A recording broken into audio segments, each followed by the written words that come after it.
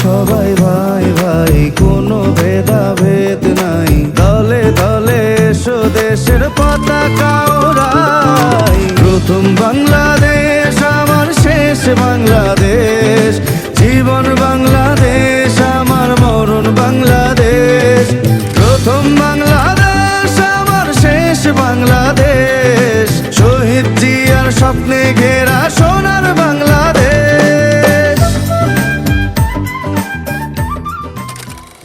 জনগণের রায় বিএনপি রাষ্ট্র পরিচালনার দায়িত্বে পেলে অবশ্যই পর্যায়ক্রমিকভাবে আমরা আমাদের সেই দায়িত্ব, সেই অঙ্গীকার, সেই প্রতিশ্রুতি আপনাদের সামনে এবং দেশের মানুষের সামনে ইনশাল্লাহ পূরণ করব।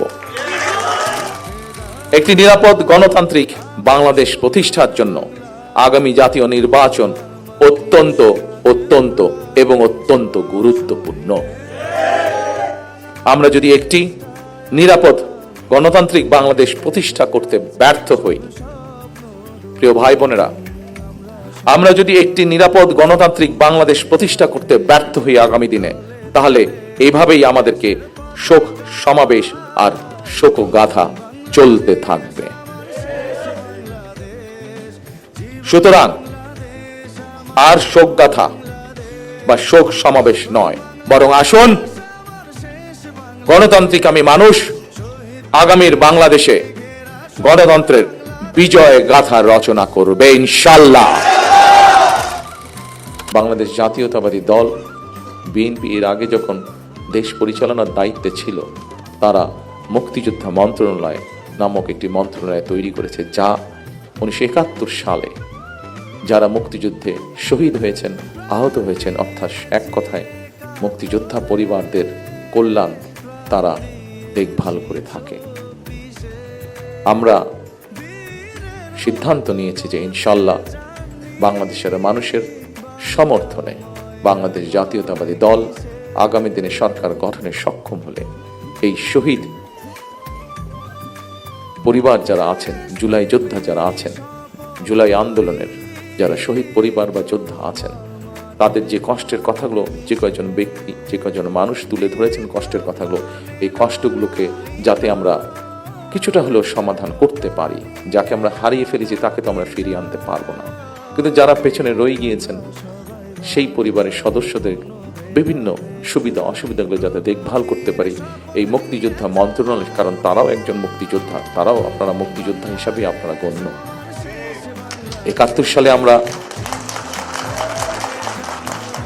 71 সালে এই দেশের মানুষ, মুক্তিযোদ্ধারা এই দেশের স্বাধীনতা অর্জনের জন্য জীবন দিয়েছিলেন, এই দেশের স্বাধীনতা অর্জনের জন্য যোদ্ধারা ত্যাগ স্বীকার করেছিলেন। ঠিক একইভাবে 24-এ যে যোদ্ধারা যুদ্ধ করেছেন, তারা স্বাধীনতা সার্বভৌমত্ব রক্ষার যুদ্ধ করেছেন। স্বাধীনতা সার্বভৌমত্ব অর্জিত হয়েছিল 71 সালে, তাকেই আবার রক্ষা করা হয়েছে 2024 সালে। সেজন্যই মুক্তিযোদ্ধা মন্ত্রণালয়ের মধ্যে আমরা আরেকটি ডিপার্টমেন্ট তৈরি করব, যাদের দায়িত্ব হবে এই মানুষগুলোর দেখভাল করা। ইনশাআল্লাহ আপনাদের সাহসী ভূমিকার কারণেই ফ্যাসিবাদী চক্র শুধুমাত্র রাষ্ট্র ক্ষমতা নয়, বরং এই দেশ ছেড়ে পালিয়ে যেতে বাধ্য হয়েছে। 2024 সালের 19 আগস্ট আমি আপনাদের ভূমিকার কথা স্মরণ করে একটি বক্তব্য রেখেছিলাম।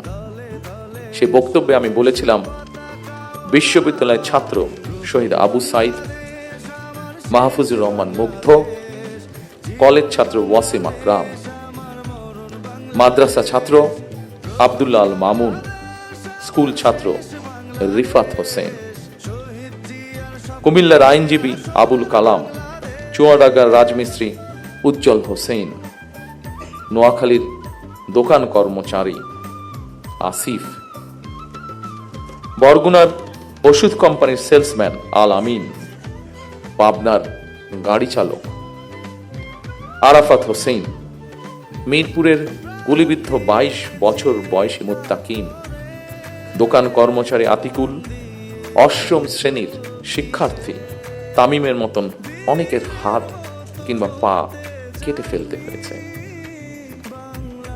গণহত্যা থেকে 6 বছরের শিশু রিয়া গোপাও কিন্তু রেহাই পায়নি সেদিন। এক বক্তব্যে হয়তো আমরা সকলের নাম বলতে পারবো না, এত মানুষ শহীদ হয়েছেন, এত মানুষ আহত হয়েছেন। ফ্যাসিবাদ শাসন শোষণের বিরুদ্ধে 2024 সালের গণ অভ্যুত্থানে দল, মত, ধর্ম, বর্ণ নির্বিশেষে দেশের স্বাধীনতা প্রিয়, গণতান্ত্রিকামী প্রত্যেকটি সেক্টরের প্রতিটি শ্রেণী পেশার মানুষ সেদিন রাজপথে নেমে এসেছে। সেদিনকার যত ছবি উঠেছে, ক্যামেরায় বন্দি যত ছবি উঠেছে, প্রত্যেকটি ছবি এই কথারই সাক্ষ্য দেয়। 2024 সালের আন্দোলন কোনো ব্যক্তি, দল বা গোষ্ঠীর নয়। এই আন্দোলন ছিল সত্যিকার অর্থেই অধিকার হারা গণতান্ত্রিকামী মানুষের গণ আন্দোলন। এ কারণেই আমি বলি 1971 সাল ছিল স্বাধীনতা অর্জনের, 2024 সালের আন্দোলন ছিল দেশ এবং জনগণের স্বাধীনতা রক্ষা। সুতরাং 2024 সালকে যদি সুসংহত করতে হয়, তাহলে দেশের সকল নারী, পুরুষ তথা প্রতিটি নাগরিকের রাজনৈতিক এবং অর্থনৈতিক স্বাধীনতা নিশ্চিত করা অবশ্যই প্রয়োজন। যারা স্বাধীনতা রক্ষার আন্দোলনকে দলীয় স্বার্থ রক্ষার আন্দোলনে পরিণত করতে চায়, তাদের সম্পর্কে স্বাধীনতা প্রিয়, গণতান্ত্রিকামী প্রিয় মানুষকে অবশ্যই সজাগ থাকা জরুরি। 2024 সালের দেশ এবং জনগণের স্বাধীনতা আন্দোলনে হতাহত পরিবারের স্বজন কিংবা আহতদের অবর্ণনীয় কষ্টের কথা আমরা আজকে আমাদের এই অনুষ্ঠানে শুনেছি। তাদের এই কষ্ট কোনো কিছু দিয়ে মোচন করা সম্ভব নয়, কারণ আমিও জানি স্বজন হারানোর বেদনা কতটুকু। কোনো কিছু দিয়ে এই কষ্ট মোচন করা যায় না। তবে দুইভাবে আমরা গণ অভ্যুত্থানে আহতদের ক্ষতিপূরণ দেওয়ার চেষ্টা করতে পারি। এক, রাষ্ট্রীয় উদ্যোগে তাদের সর্বোচ্চ চিকিৎসা নিশ্চিত করা। দুই, সম্মানিত উপস্থিতিবৃন্দ, আগেই বলেছি আমি যে উদ্দেশ্য নিয়ে এই সাহসী মানুষগুলো রাজপথে নেমে এসেছিলেন, রাষ্ট্র এবং সমাজ সেই উদ্দেশ্য বাস্তবায়ন করা, অর্থাৎ মানুষের রাজনৈতিক অধিকার, প্রত্যেকটি দল মত নির্বিশেষে প্রত্যেকটি মানুষের রাজনৈতিক এবং তার যোগ্যতা অনুযায়ী তার অর্থনৈতিক অধিকার নিশ্চিত করা।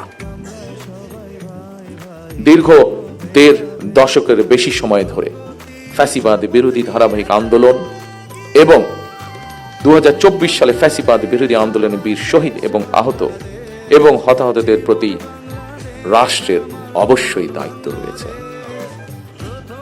একটি দায়িত্বশীল রাজনৈতিক দল হিসাবে বিএনপি সেই দায়িত্ব অনুভব করে। সর্বশেষে মহান আল্লাহর দরবারে সকল শহীদদের আত্মার মাগফিরাত কামনা এবং আহতদের দ্রুত আরোগ্য কামনা করে আমার বক্তব্য শেষ করছি। আল্লাহ হাফেজ। বাংলাদেশ জিন্দাবাদ। বাংলাদেশ জাতীয়তাবাদী দল জিন্দাবাদ। আসসালামু আলাইকুম।